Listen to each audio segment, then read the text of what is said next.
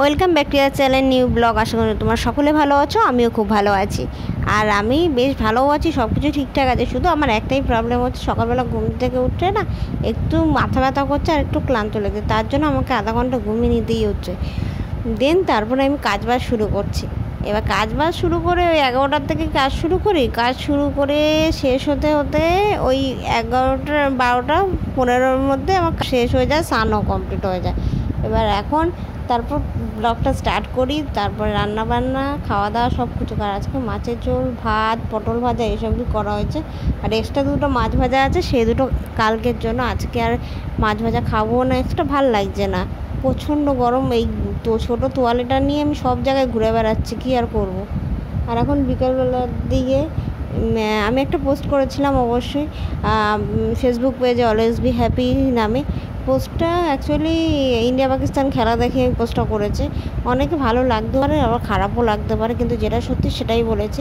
India শুধুমাত্র যে ওইটুকুনিতে জিতে গেছিলো বলেই সবাই অনেক আনন্দ করেছে, আমিও আনন্দ পেয়েছি অবশ্যই। কিন্তু তাই বলে এই জিনিসটা আমার একটুও অত কম রানে জিতেছে। কারণ আমি ভেবেছিলাম সত্যি আর কিছু দেশও অন্তত করতে পারবে, তো সেটাও হয়নি। আর স্বাভাবিকভাবে আগের বছরের ফাইনালটাও আমি দেখেছি, এই জন্য কম্পেয়ার করতে খুব ভালো সুবিধা হয়েছে।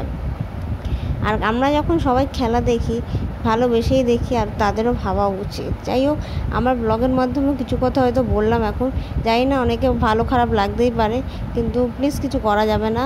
মানে আমার যেটা নিজের বক্তব্য আমি সেটাই তোমাদের সাথে শেয়ার করলাম, করে হয়তো সেই হিসাবেই করলাম, আদারওয়াইজ আর কিছুই না। আর আমি বড় মাপেরও কিছু না, আমি যেটুকুনি বুঝি, যেটুকুনি মনে হলো আমি সেইটুকুনি শেয়ার করলাম। আর এখন বেগুন কেটে রেখেছি, নুন দিয়ে মাখা আছে বেগুনটা, তাহলে অ্যাকচুয়ালি তেলটা কম অ্যাবজর্ব হয় বেগুনের মধ্যে। শুধুমাত্র বেগুনের ক্ষেত্রেই বলছি, আর বাকি সব কিছুর মধ্যে নুনটা আগের থেকে মাখিয়ে রাখলে দেখবে খুব তাড়াতাড়ি ভাজাও হয়ে যায়, খুব সুন্দরভাবে। আর হলুদ না মাখেও ভাজতে পারো, তাতেও ভালো হয়।